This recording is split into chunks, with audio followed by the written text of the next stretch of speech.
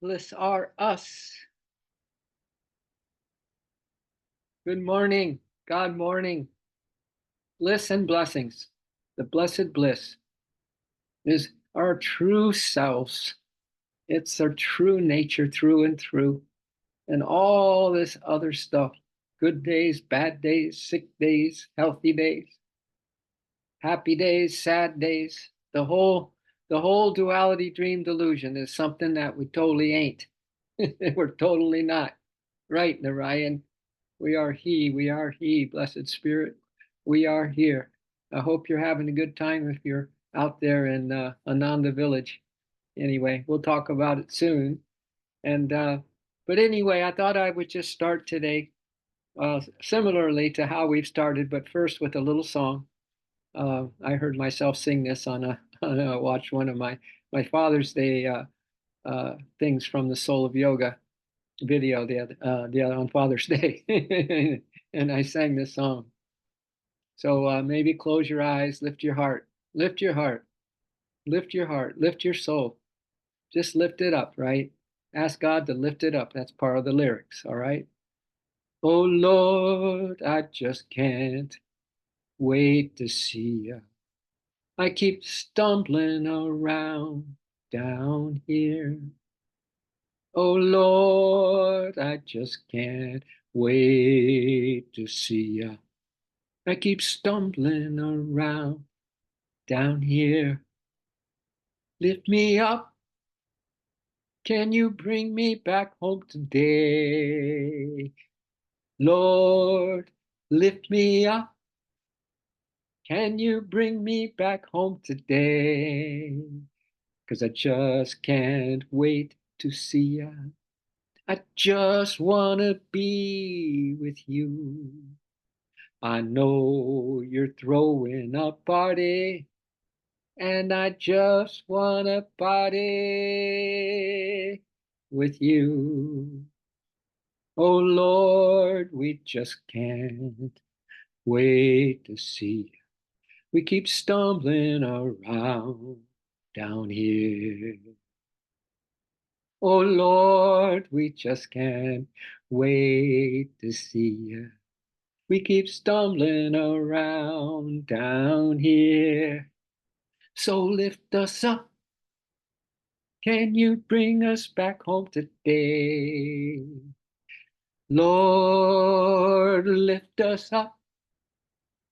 Can you bring us back home today?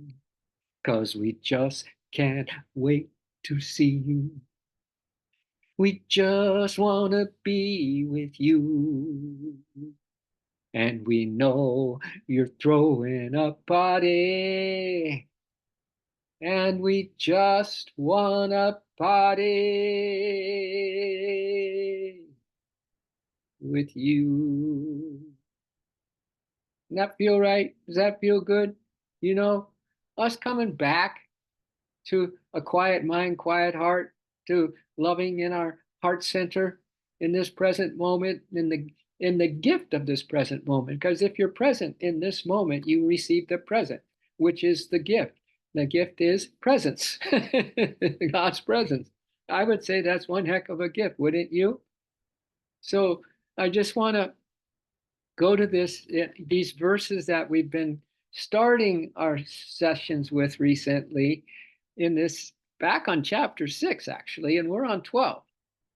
So half a dozen chapters before this one, but it was all talking about just bringing your mind back no matter how restless you are. And it's totally relating to chapter 12 that we're on. And we just have a little more ways to go on chapter 12, but it's all about these qualities that are endearing to God. And one of them is to stay even minded, at least at the minimum, right? Kind of as the witness, as the watcher of the scenes of your life, completely non attached and at the same time very attached to God's presence, right? The gift. Always trying for that gift by being present in the present moment because you'll receive a present, and that presence is the gift. And the gift is presence. It's not, oh yeah, good one, Marty. Yeah, we're here for the party. So thank you for celebrating yet another soul day. We don't have a soul day once a year. We have it every day. Actually, we try to have it every hour. Actually, we even try to have it every moment and every breath, right? That's the ideal. If you really want to be with God, we got to be with Him. I used to pray a lot, Lord, be with me always. And I thought one day, what what am I saying? He's always with me. Maybe I need to say, Lord, help me to be with you always. Makes more sense. So that's probably a better prayer for us neophytes on the spiritual path where we're all at. So this is page 630, just in case you want to know. Verse 25. That's chapter 6, as I was mentioning. And I just want to start with this, and then we're going to go to verse 26, which we're on 25 now on this page, 630. And God talks with Arjuna, volume 1. And it says this: the new devotee, which is all of us, may be discouraged by receiving only occasional blissful perceptions. Well, that'd be good if we had those, right? So let's just say that we on occasional okay perceptions, but maybe they're blissful in relativity's sake. I'll tell you, any kind of contact with God, any kind of sincere effort from your heart and soul to be with that beloved, because we know we throwing a party, and we just want to party with you, Lord, right? Is a boon, and if you can totally imagine it, envision it, intuitively feel it, you're in good shape. So though we may be discouraged by receiving only occasional blissful perceptions, interrupted constantly by fierce invasions of restless thoughts, even though we're discouraged about that, the yogi is therefore exhorted to try patiently again and again and again and again. I added 2 extra agains. Until she and he is firmly fixed in her or his concentration on her inward or his inward goal. She's firmly fixed in her concentration on God's presence, on the gift. The gift. Do you know, in this moment that we're in right now, this moment, just the fact that we're not in blissful perceptions for the most part means that there is a veil between us and that divine bliss, because all there is bliss, all there is spirit, as we all know and we can say, and we like to affirm, and we practice the remembrance of that. But the fact that we don't have the bliss and really feel that presence is what's keeping us from that. Now, this is important to remember. It's our karma. It's our past karma. It's what we put out is coming back to us. So instead of, the normal kind of day where your mind wanders and you bring it back, and maybe let go another hour or two, and then you bring it back, which is great, which is awesome. We are where we are, and but the point I want to make is that whatever it is that you're feeling in your heart, whatever it is that you're struggling with in the mind, or maybe trying to just bring that mind under, you fix it on the concentration of your goal, which is the presence, right? And to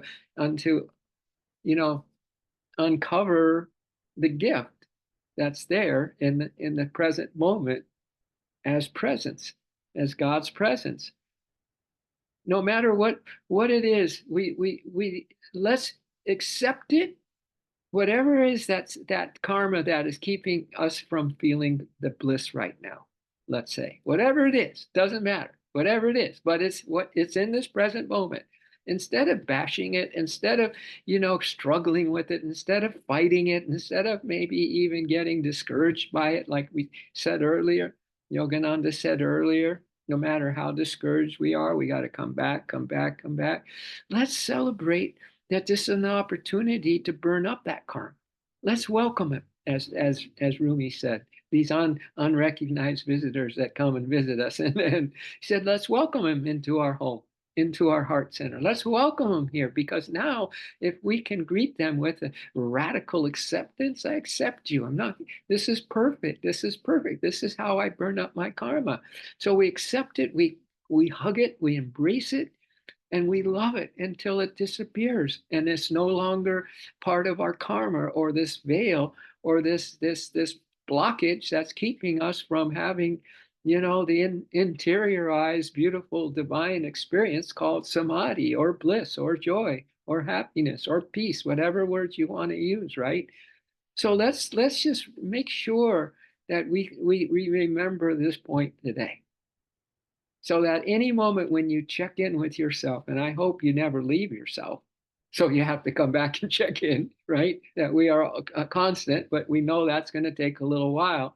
So when you check in with yourself, make it a celebration. Make it like, wow, yes, this is all, whatever it is I'm feeling, whatever it is I'm thinking, or the restlessness that I'm in, or whatever, or the fear or the worry, whatever, that we embrace it. It's there because we need to now take care of shop. We've come here on this planet to burn through the old karma and to do our bestest to not make any new karma, right? So that we can, as you'll see, and there's these words coming up, we can be witnesses to our intuitive discrimination, adroitly bypassing the intruder of restless thoughts. That's this game that we're playing now. That we welcome, we radically accept, embrace, and love what is when we are coming back to our remembrance practices, right? One day we won't be gone from them, which is a whole nother beautiful thing to be excited about. So excited. I just can't hide it. I'm about to gain control, and I think I like it. So we witness intuitive discrimination adroitly, I love that word, adroitly, that means intelligently, that means brilliantly, bypassing the intruders of restless thoughts. The yogi attains the unshakable divine tranquility. Talked a lot about tranquility these days, right? And we're going to continue until we're finished with chapter 12, and then we may still be on a track like that, right? Because we're getting close to Samadhiville. Yes, we are. Happiness land. Oh, yes, we are. To complete happiness and peace and joy and abundance. When this feeling that abundance of God's presence is like having an abundance of spiritual dollars that then transform into physical dollars. Yeah, what's the difference, right? But we got to feel it in our spiritual consciousness first. God's abundance in our spiritual consciousness first. And then everything is manifested outwardly accordingly. A lot of people just want to manifest and have it now, the outward. But we got to seek it inward to our inward goal, right? So this verse 26 on page 631, my dears, I hope you're still following me, says, whenever the fickle and restless mind wanders away. Well, we can count on that, right? And these feelings, we can count on having feelings today, right? And the thoughts, well, yeah, we can count on having maybe 60 to 80,000 of those babies too today. So it's not like whenever the fickle mind wanders, it's like just like it's part of the game for us at this stage of our evolution, which is a revolution around this consciousness of God's presence in this present moment, and the gift that we can unravel, the gift that we can unwrap, and receive the gift of God's aware presence with us right now. Oh my God, right? Isn't that all we want? Isn't it? And maybe not until we have the total faith and total trust and radical fearless faith on that. But it is what we want. I'd say everyone here would say, yay, hands up, yay, all in favor, yay. So whenever the fickle and restless mind wanders away for whatever reason, let the yogi withdraw it from those distractions and return it to the sole control of the self. Come back, come back. Lassie, come home, girl. I remember loving watching that program, Lassie, as a young kid. because that dog always came back, but he didn't quite know for sure. Maybe this was the one time he'd get lost or get hurt or something. But then the little kid would call him, Lassie, come home, girl. Lassie, come home. That's what we got to do to our minds. Come home, little mind, come home. Come home to me. Come on, let's rest. Let's have a day of what I call this dream eternal contentment. Can you imagine those two words as a realization? Eternal contentment, eternal peace, eternal happiness. So it doesn't go away. We're so used to having things go away and disappearing from us, including loved ones and dear ones and our pets and all that kind of thing, that we're kind of programmed to have some fear around that and anxiety and some PTSD around that, right? Isn't that true? So we're working through all of it though. Whatever it comes, if it's some of that PTSD that comes in, some fear of losing, this or that we have to now accept it, embrace it, and love it, my dears, because that's all karma. When the karma disappears and we're not making any more, we are happy campers on this planet, really happy campers.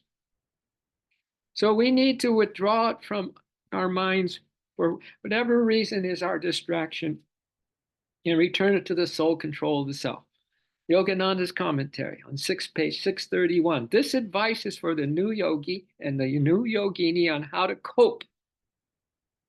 It seems like I've been doing that for 60 something years now, right? I remember it was my first days and on just diving into Yogananda's teachings. And, I think I probably had my greatest samadhis, relatively speaking, right then. God graced me with some real clarity and some real peace. I went, this is going to be a breeze. It turned into a storm of restlessness instead, called karma, because that's all we've been kind of doing, restlessly, forgetting God, restlessly looking after things of this world and wanting things of this world and experiences of this world. And we probably still do and have a tough time dealing with those desires, right? So the advice is, how do we cope with the unruly, distracting thoughts that arise for some reason or for no reason? Everyone, too, seems to, in the beginning on the spiritual path, need a reason for why I feel this way. What a trap that is, right? We know the reason. We've created this feeling that has come to us right in the now, so we can find the gift in this present moment by accepting radically what is this feeling or these thoughts or this timidity or this being scared of something, whatever, so we can really greet it, welcome it as this unrecognized visitor, right? But welcome it. It's here because it's saying to us, would you please let me rest? I'm tired of being your nemesis. Right? I'm tired of it. Would you please love more? Please love more. Love this. Love this. It's the only thing that will let it disappear and let it dissolve back into the union of your soul with spirit. Union with your beloved today. Um, Union with your bestie today. Your friend. Let's go down to the friend, the tavern, as Hafiz would say, and knock some down in honor of this friend. This friend. Ask the friend for love.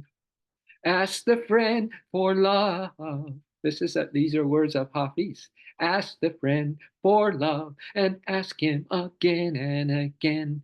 Just ask her again and again.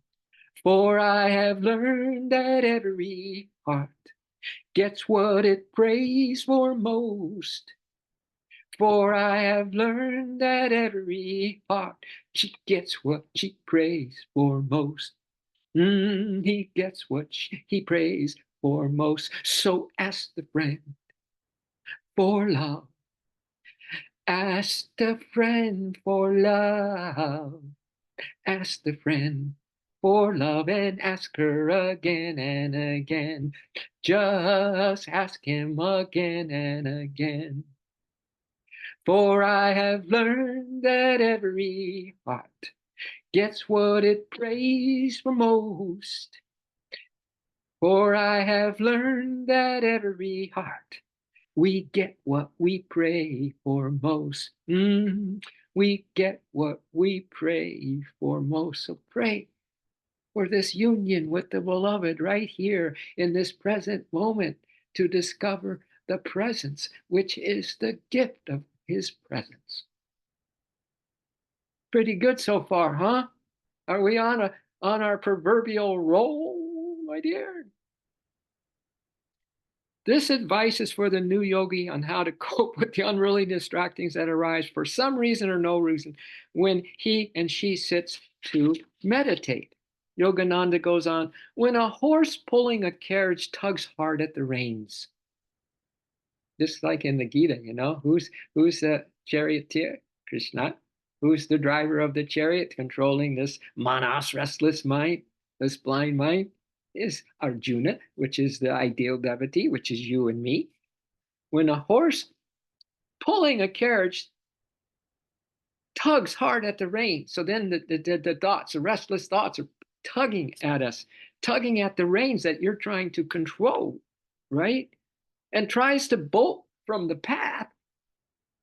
These thoughts take us away and bolt from the where you're focusing on, what you're focusing on, which is such a precious thing, right? Whatever you focus on, you get more of, right? An experienced driver will be able to subdue the animal or these restless thoughts. A skilled driver, an experienced driver. Well, if nothing else in this life, we're going to have a good experience in bringing our minds back, right? And bringing our hearts back to what is the only one purpose of this existence. Just one thing. There's one practice, there's one truth, there's one path, there's one God, there's one beloved, there's one, happiness. It's one. Ask for the one and tell the one you're my only one, right? It's simple. It's just that when the horse bolts, it gets complicated and we're out of control of ourselves. So it tries to bolt from the path. An experienced driver will be able to subdue the animal. We're gaining experience, if nothing else, in this lifetime, right? It doesn't matter what the outcomes are. No expectations, my dear. We talked about that. The greatest hurt that we can put on ourselves is having expectations about anything, at any time, anywhere. Spiritual, worldly, whatever. Similarly, as often as the subconsciously excited stallion of the restless thought pulls the concentrating mind off on a tangent. Anyone? Tangents? We have had a lot of experience dealing with those puppies too, right? Tangents, just a little bit of a distraction here and there, right? The charioteer of discrimination, or booty mind, should make repeated efforts to establish its authority, the sole authority. I am that I am, and I'm all that I am. I am He. He is all, right? I remember Yogananda said, I am you and you are all. I use that affirmation all the time. Lord, we are one. We are never apart. I am you and you are all. Makes me all with the all. But I have to let go of my little self. I have to let go and come back and gain mastery over this bolting horse of my thoughts, or this stallion of restless thoughts that pulls the concentrating mind off on a tangent. The charioteer of discrimination should make repeated efforts to establish its authority, no matter how many times restlessness invades the mind. We've talked about this now for a month, and there's a good reason, because this chapter 12 is a reboot of everything we're saying right here in this chapter 6. There's a reboot. So there's something really important, and it's a thread. If there's any thread that ties through the whole scripture of the Bhagavad Gita, it's this. No matter how restless, no matter how funky, no matter what the karma is that's attacking you and coming to you live here today, into your heart space, into your mind, into your body. Body feels weak today, whatever, it's that. Don't make yourself wrong, dears. accept it, embrace it, and love it. Accept it, embrace it, and love it. It's a gift till you find the gift of the presence in that effort of loving and bringing your mind back and just sweetly getting back into your calm, your happy place, right? Your center, your soul center. Just happy as a bird to be able to make that adjustment many times today. No matter how many times restlessness invades the mind, the yogi and yogini should guide her thoughts towards self realization. Mental restlessness during meditation causes unhappiness. Ay, ay, ay, ay, ay, ay, ay. Howdy? What? Did you hear that? The mental restlessness during meditation causes unhappiness. Mental restlessness, eating breakfast, causes unhappiness. Mental restlessness at any time causes unhappiness. You wonder why we have this karma of unhappiness coming back at us because we haven't learned to, really have Arjuna, the ideal devotee, as you and me, in control of these restless thoughts and these fears and phobias and PTSDs and all that kind of stuff. We still are being, bombarded with it, and we don't have our hands on the reins. We might have got distracted and looking the wrong way. It's just like having your cell phone out talking on the freeway, for God's sake, right? Dangerous stuff. Inner concentration on the soul, though, produces unending joy. So that's our little, going back to the chapter 6, and that was verse 26. We now jump to where we are on the thread, on this journey of our attunement with the Bhagavad Gita and everything that is true, everything that is beautiful, everything that brings that happiness, unending, right? Brings that continuous ecstasy. Honestly, the eternal ecstasy, honestly, right? Eternal ecstasy. And in this case, for today's stream, it's eternal contentment. That whatever you put your mind on, that's who you become. So be careful, because we can make karma all day long today, which just is kind of is silly, right? It's kind of like really silly, stupid. You're going to make more karma today when the thing that's been bugging you for all your life is still like raging bull, a raging stallion that bolts, and just there go the reins, right? If you're not careful, you let go of the reins, and then we're completely out of control, and we've defaulted back to a human action that we really, really regret. And the further along we get on the spiritual path, the more pain we'll feel with that falling down. But that's a good thing too, because if we just realize, oh my God, that pain is too great, I can't deal with it, Lord. So we go straight to the Lord and say, that's enough of that already. I'll do anything, Lord, to be in your presence instead. And I'm taking it on me. I know you're with me. I know you're throwing a body. Now I have just one desire, and I just want the body with you. Oh Lord, I just can't wait to see you. I keep stumbling around down here. So he's saying, well, quit stumbling. Makes sense. 100%.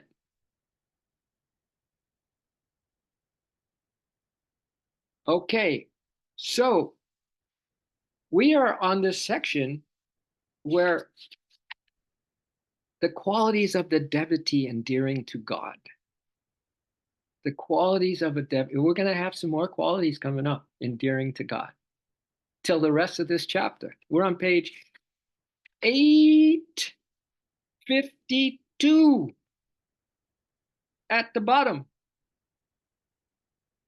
of page 852, chapter 12. I don't know about you, but since I am you, I know about you, that this is getting more soul exciting. Do you feel that? Every day in every way, if we can stay true to ourselves, it gets more soul exciting. Every day, if we're not careful, and we give in to our seemingly conditioned self, little self, the ego self, the restless self, then it gets harder. It's either getting easier or it's getting harder. All right. So we can be the judge, not Judge Judy, but the absolute compassionate witness of the whole stuff right now, and just love it, accept it, embrace it, and love it. I'm telling you, you'll unwrap the present. You'll unwrap the gift, which is the presence, right here and now. Your beloved, my beloved, one spirit heart beloved, same beloved. We all have the same beloved. We are the same beloved. Everything's just simple. Everything is just one. So look at the bottom of page 852. That's where we're starting. Verse 15, chapter 12, as I mentioned. A person, this is interesting, a person who does not disturb the world. What? Did you get that, Martha? Did you get that, Marty? Did you get that, Lisa? As we send some loving vibes to healing vibes to your hubby. He's under the weather. He's recouping. He's recouping. He's generating some really healthy, God-given, Shakti good energy by resting today. So we know he's okay. We know he's okay. He's just getting rebooted big time, coming back healthier than ever, I'll tell you. But listen to this. Do we ever think of it this way? A person who does not disturb the world when we are getting killed by it, if we're not careful. A person who does not disturb the world. Are you disturbing the world? Are you honking at the drive-bys? Are you still getting a little angry at this and that? And your tax gets, you come back and you owe so much. You go, oh God, I see why people avoid the paying taxes. What the heck? And when it's all going crazy house, you go, what am I paying much money for, to have it go more crazy? Whatever is the human stuff that we do, right? We're disturbing the world whenever we criticize it, whenever we find something wrong with it. We're disturbing the world. And who cannot be disturbed by the world? And who cannot be disturbed by the world? If we don't disturb it and we have control over ourselves, so we are on our A game, we are just in the present moment, seeking the presence and wanting to unwrap that gift of the living, loving presence, right? So a person who does not disturb the world and who cannot be disturbed by the world, either way, we don't disturb it by criticizing anyone, anything, about anything, right? And who is free from exaltation, jealousy, apprehension, and worry. Exaltation, so that we're all geared up because we have another sense pleasure coming down the road later when we go to dinner, have some wine, whatever, right? Who cannot be disturbed by the world, who is free from exaltation, jealousy, apprehension, and worry. He and she too is dear to me, a person who does not disturb the world and cannot be disturbed from it. Eternal contentment, eternal peace, eternal chill, eternal happiness in being in that happy place where the world can't touch you and you are really in control of yourself not to make the world wrong.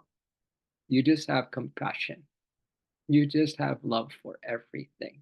Love conquers all. Are we all getting it this morning? Is this an important message? Would you say it's timely for you? It's super timely for me. It always is.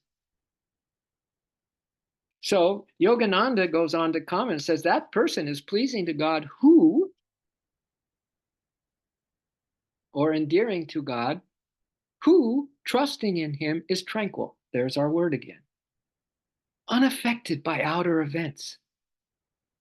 This is giving us, every time we hear this, is giving us permission to live inside. Be in this world, but not of it. 100% inside and 100% not of it. 100% on the inside we live. 100% we don't live on the outside, right? It's like an iceberg. Underneath is the biggest chunk of that iceberg. Just on the top is may just be a little kind of mound like thing of snow. But you hit that darn thing and it's got such a base, what's underneath. So we want to have just the tip of our consciousness on the outside so we can do our duties and serve, passionately and lovingly and super kindly with loving kindness and just have a blast and feeling so happy in our service to the world, right? What we want on the as a tip, but underneath we're in bliss. Bliss are us. That's the first words came out of my mouth this morning. Bliss are us. Bliss are us. So that person is pleasing to God who, trusting in him, is tranquil, unaffected by outer events, and able to manifest his attainment of divine unity. Manifest that goal of ours to have divine union and communion with our beloved in the language of your own heart, in your style. As you beat to your drummer, which is totally unique. What we all do in a drumming circle, that's for sure, right? Every day we just get us just this drum, just this drum. This drum, as Rumi or Hafiz was saying, this drum that's saying all the time, Allah, Allah, Allah. The sky drum, he calls it, the sky drum. Allah, Allah, God, my love, my all, right? Going off. So we're able to manifest this attainment of this divine unity in ways I just described, or in ways that only your heart can describe and share with you, by feeling affection for all. That's what I was saying just a minute ago, right? This unity and this love for all and this loving kindness for all as individual expressions of the Lord. So everyone is this beloved. Everyone is this beloved. Such a lovable yogi, such a lovable yogini, perceiving God as bliss, never say never. You can say never. Never indulges in sense excitements. Why would we get ourselves all excited when the opposite is the truth? Eternal contentment, eternal stillness, eternal peace, vibrationless joy, right? So never indulges in sense excitements, frivolous pleasures, selfish jealousies, mundane fears, because there's nothing to fear. Forgetting everything's all right is one of the acronyms for fear. Forgetting everything's all right. Or material worries. So look at those things that we get to say goodbye to today, because we accept, embrace, and love whatever feeling, whatever thoughts are in the moment, in the presence, to really get to the gift of God's presence in this moment. That's all it takes. It's just one moment practice after another moment practice, one breath at a time, totally utilizing the eternal love that's coming in with that breath of love, that breath of God, right? That divine love support breathing or divine life support breathing. And we make that count. So the inhale is receiving God's love and the exhale is giving our love back to God. This is an absolute stunning practice on whatever level, way you want to do it. But don't forget God. If you forget God, if you forget your breath, you'll be forgetting God, basically. If you want to remember God, remember breath as the breath of God. It's as life that is given to me as a gift too right now. Life. Wow. Such a lovable yogi and yogini, perceiving God as bliss, never indulges in sense excitements, frivolous pleasures, selfish jealousies, mundane fears, or material worries. A worldly person, however, constantly agitating herself and himself and others by inharmonious vibrations, agitating. We're all agitating each other. You get that sense that generally, the collective is agitating each other. Cannot feel in the temple of creation the presence of the Blessed Spirit because it's just too much static. It's too much restlessness, too much the opposite of what we're here for and who we really are. Virtue is often subtle, Yogananda goes on to say, and unassuming. It's subtle and unassuming. A quiet influence it is, this virtue, and support. A quiet influence and support is so quiet it goes by the board, right? We don't hear it. We're not attuned to it. We're too staticky, still too restless, low frequency, right? A quiet influence and support that gives life stability. So this virtue is subtle and unassuming. It's a quiet influence and support that gives life stability and a sense of pleasant well-beingness whose source goes unnoticed. We don't relate it to source even. We might witness something that is calming, a beautiful sunset and a beautiful moment of peace, or something beautiful in nature, something like that. But it's oftentimes taken for granted and goes unnoticed, whose source goes unnoticed as we take it for granted. And as such is taken for granted. In startling contrast, evil is usually so brash. So we have a subtlety of God's presence, right? It's very subtle, right? And it's very calm. So we have to kind of be those qualities of our soul. Otherwise, evil is usually so brash and its consequences so obnoxious.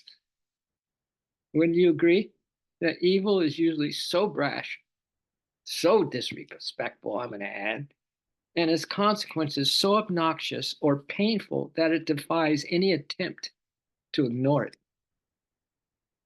It just got you. Thus did Shakespeare wryly note, the evil that men do lives after them.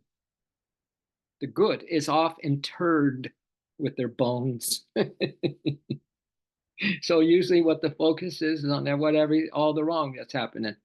The opposite of this, dealing with our karma, and instead of having this anger in our emotional body and the heart center, and just this angry kind of thoughts about things and frustrations and all that stuff, that we well, that's what that's what lives after us. That kind of disrespect and taking for granted this precious life to grow the soul, to evolve, to become happy, to become steady, to become irrevocably in the divine union with our beloved, right? Irrevocably. So that evil that men do lives after them, the good is oft interred with their bones. Isn't that crazy how that works? A person can do just one horrendous act and be known as this horrible person for a very, very long time. That's why we have to be so careful with the little things, because they add up to big old bombs that can explode on us. The little things repeated and at the same time, on the opposite side, on the side of the light, the little things done with great love can bring the ecstasy, can bring this union, continuous union, can unwrap the gift in this moment, right here and now. No veil between us and the divine beloved who's with us like 100% right now, right? If we envision a world filled with the virtues and devoid of the demonic qualities enumerated in the Gita, because the Gita is not afraid to enumerate those demonic qualities of the so-called, enemy that we face in a duality dream delusion. So if we envision a world filled with the virtues and devoid of the demonic qualities enumerated in the Gita, we have the creation the loving God intended for his incarnate children. We have the creation. If we can envision a world filled with the virtues, moment by moment, breath by breath, and devoid of the demonic qualities enumerated in the Gita, we have the creation. We start with the creation as this creation of me, as God intended for his incarnate children, that we are really attuned to the subtleties of these virtues. We really, they're obvious, they're glowing, they're magnificent, they're pure. And once we get a taste for that, once we get a hunger for that, once we get our soul focus on that, then we see the world that God has intended for his incarnate children. Isn't that beautiful? Isn't that beautiful? Are you all feeling what I'm feeling this morning? Huh? Are these words really diving or absorbing into your whole beingness, and that your whole from toes to the top of your head is kind of having this inner peace and this inner, well, inner contentment, this eternal contentment, feeling kind of like the little windows opening up on the inside of you, and you can see through it into this eternal contentment idea, right? And you love it very much, and it's really a great idea to you, and you just can't wait to live life today in this present moment so that you can be unwrapping this gift continuously throughout the day, just endless presence. Endless presence. So let me continue with, then, any questions, dears? Ryan says bliss in and bliss out. Lisa says, so grateful to be able to dive deeper into the true nature of my soul. Well, yeah, that's the whole point. That's what we do. That's what we do. You know, what is the song? I'm a glorious sun, magnificent love, radiating my splendor to the whole wide world. I'm a glorious sun, magnificent love, radiating my splendor to the whole wide world. I am love streaming life. It's just what I do. I am love streaming life. It's just who I am. I'm a glorious sun. Magnificent love radiating my splendor to the whole wide world. I'm love streaming live. It's just what I do. I'm love streaming live. It's just who I am. Verse 16, page 853. I know we can get through this because the commentary is very short. He or she who is free from worldly expectations. So the verse before, we did not disturb the world and the world could not disturb us. It's pretty solid, right? Pretty simply solid. Truth is solid, pure gold, rock of Gibraltar. Never changes. Where this world, thoughts, feelings, desires, always changing, always in flux. He who is free from worldly expectations, yes, who is pure in body and mind, who is ever ready to work, who remains unconcerned with and unafflicted by circumstances. What? Who's ever ready to work or to serve, be selfless, caring about others more than you care about yourself, or as much as you care about yourself. Let's put it that way. Treat others as you want them to treat you. Who remains unconcerned with. So he or she who's free from worldly expectations. That's the biggie right there. Where we don't disturb the world and the world can't disturb us. Now add this verse 16 on top of that verse 15 that we just read. And now we are going to be free from worldly expectations, right? Who is pure in body and mind and who is ever ready to work, who remains unconcerned with and unconcerned and unafflicted by circumstances. Because look, a circumstance happens, and if we're in earshot of it, if we're in proximity to it, and we hear it, we see it, we feel it, it's easy to make a judgment about it, right? It's really easy. But now we're going to accept it, embrace it, and love it. Because that's how we burn up the karma for today. That's how we feel so much better today. Catch yourself at any moment. What is in your heart right now What is in your mind right now, what is in your body as feelings or weaknesses or strengths or whatever, tiredness, whatever, lethargy, whatever is there. Welcome it. Welcome it. Somehow we put it out there and now it's come back and saying, please, please, can you give me my peace back? That's what it's saying. So let's love it. Let's have compassion for it. Let's embrace it. Let's accept it radically and wish it well and just keep loving it and send it off like we just dissolved. We just dissolved some samskaras. We just dissolved some stuff that's been hanging around us for who knows how long, right? This is an important message for today. Really important message. I hope you can hear it. I hope you can write a note or two to yourself because I don't know, this is too important. And you're too important and you're too sacred, my dears, not to have the day of days and the practices of practices today, right? Today, not tomorrow, today. So we're going to be unconcerned and unafflicted by circumstances, who has forsaken all ego initiating desireful undertakings, forsaken all ego initiated desireful undertakings. And what is the ego acronym? Edging God out. I know you've heard it millions of times, but it's still rock solid. That's what happens. Edging God out. We can do the simplest thing that is really considered a really good thing to do, and we could edge God out. It's what's in our heart that God sees. So pure, what did we say up here? Who is pure in body and mind? Pure motives? Important.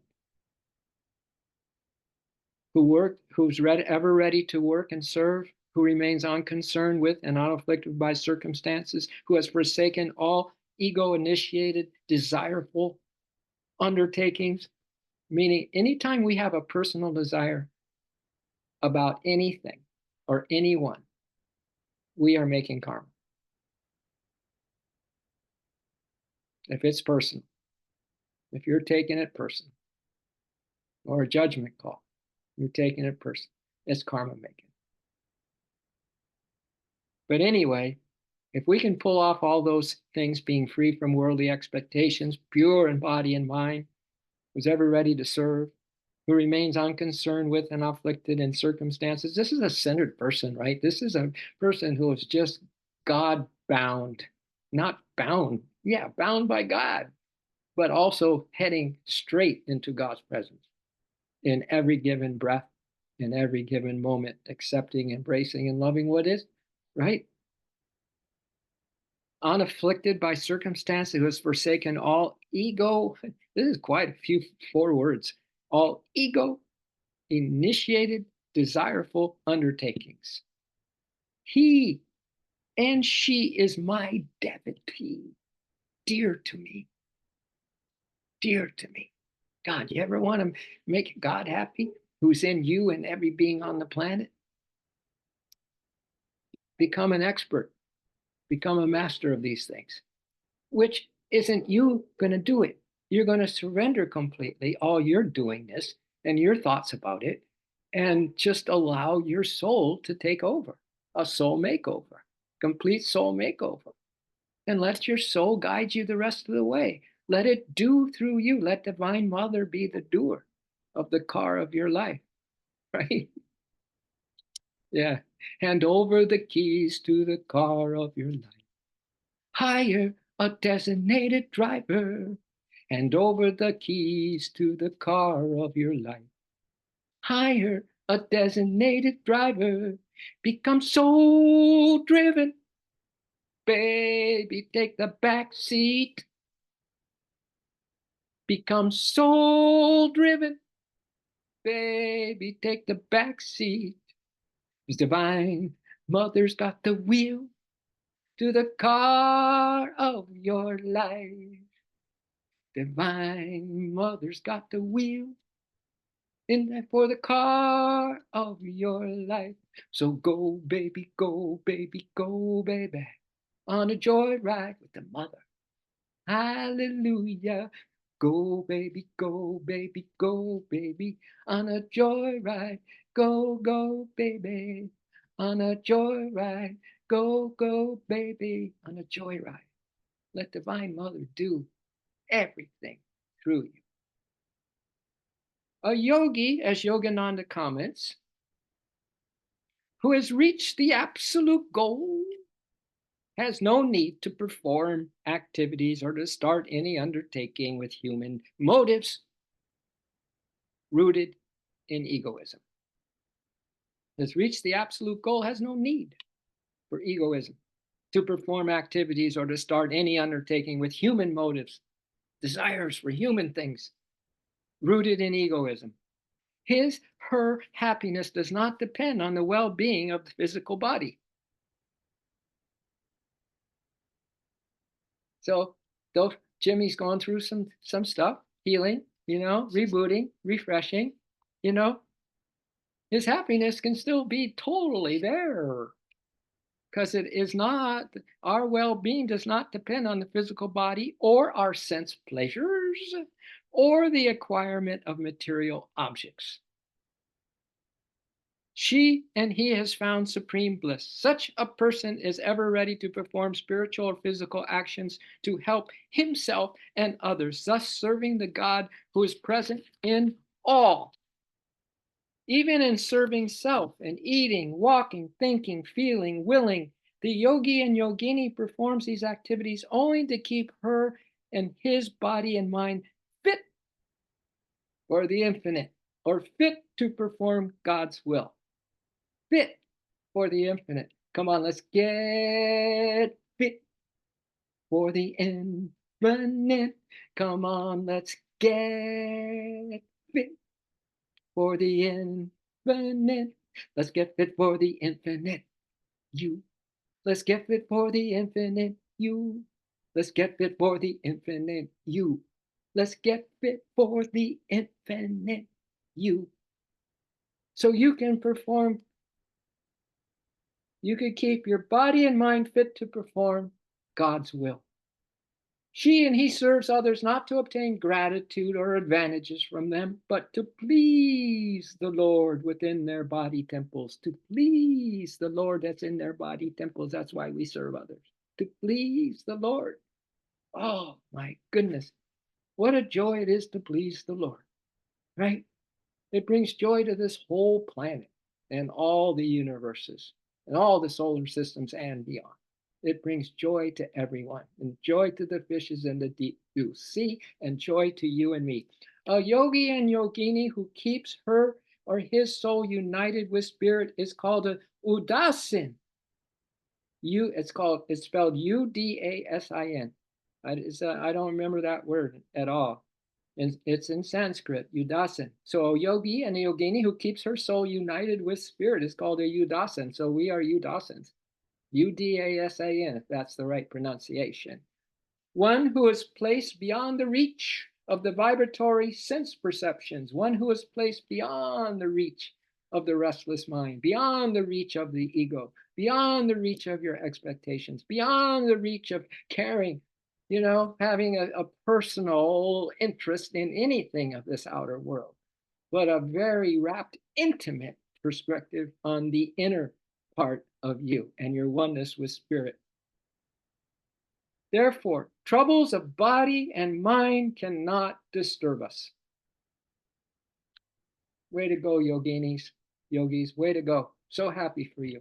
I'm so thrilled that you all are who you are and that you are here on a constant basis, that you're unconditional in your loving and you're beautiful beyond beauty. How's that? Therefore, troubles of the body and mind cannot disturb us. No dependence on or initiating desire for material things invades our state of the words to our stream. The final two words of this verse 16, chapter 12, page 854. No dependence on, initiating desire for material things invades our state of eternal contentment. How cool is this? Thank you. Thank you. From the bottom of me hearts. Love you. May this day be the best day.